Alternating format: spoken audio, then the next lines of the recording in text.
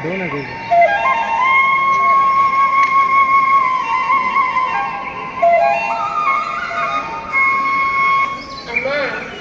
ಹೋಗಲ್ಲ, ನಾನು ಎಲ್ಲಿಗೂ ಹೋಗಲ್ಲ ಅಮ್ಮ. ಯಾಕೆ ಇಷ್ಟು ಹಿಂಸೆ ಕೊಡ್ತೀಯ? ಹೋಗು ಹೋಗು ಅಂತ.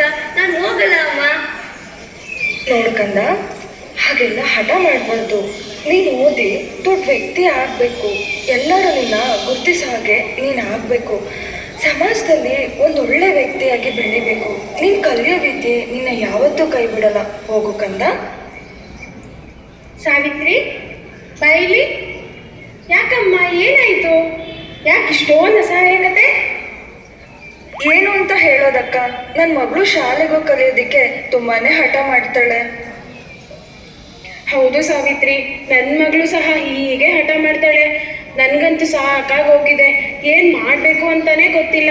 ಎಲ್ಲರೂ ಹಾಗೆ ನನ್ನ ಮಗಳು ಸಹ ಓದಬೇಕು, ಒಳ್ಳೆ ಸ್ಥಾನದಲ್ಲಿ ಇರಬೇಕು ಅಂತ ಆಸೆ.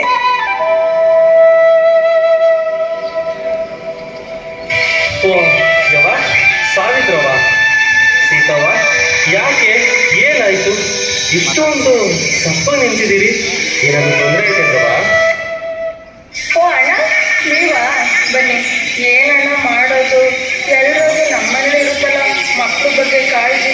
ನಾವು ಕಷ್ಟಪಟ್ಟು ಎಲ್ಲ ಕೆಲಸ ಮಾಡಿ ಮಕ್ಕಳನ್ನ ಓದೋದಿಕ್ಕೆ ಕಳಿಸೋದು ಒಂದು ದೊಡ್ಡ ಕೆಲಸ ಆಗಿದೆ. ನಮ್ಮನೆಯವ್ರು ನೋಡಿ ಹಗಲು ರಾತ್ರಿ ಕೆಲಸ ಮಾಡಿ ಸುಸ್ತಾಗಿ ಬಂದು ಮಲಗ್ತಾರೆ.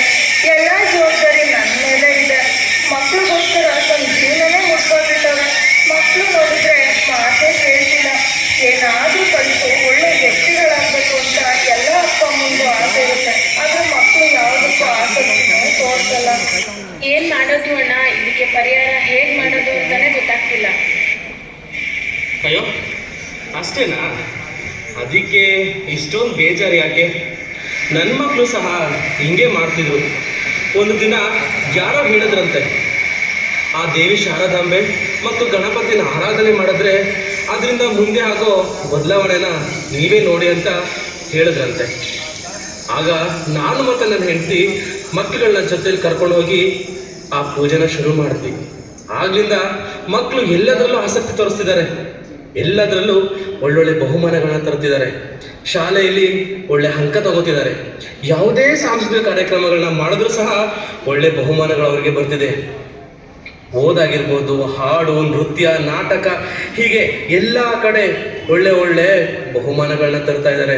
ಇದರಿಂದ ನಮ್ಮ ಮಕ್ಕಳಲ್ಲಿದ್ದಂತಹ ಸೋಂಬೇರಿತನ ಅನ್ನೋದು ಹೋಗಿ ಅವರಲ್ಲಿ ಒಂದು ಹೊಸ ಚೈತನ್ಯ ಮೂಡಿದೆ. ನೀವೇ ತಡ ಮಾಡ್ತೀರಾ? ಹೋಗಿ ಆ ತಾಯಿ ಶಾರದೇನ ಆರಾಧನೆ ಮಾಡಿ. ನಿಮ್ಮ ಮಕ್ಳಿಗೂ ಸಹ ಒಳ್ಳೇದಾಗೆ ಆಗುತ್ತೆ. ಹೊರಡಿ. ಹೌದಾ ಅಣ್ಣ, ನೀವು ಹೇಳಿದ ನಿಜನಾ? ಹಾಗಿದ್ರೆ ನಾವು ಆ ಕೆಲಸನ ಈಗಲಿಂದನೇ ಶುರು ಮಾಡ್ತೀವಿ.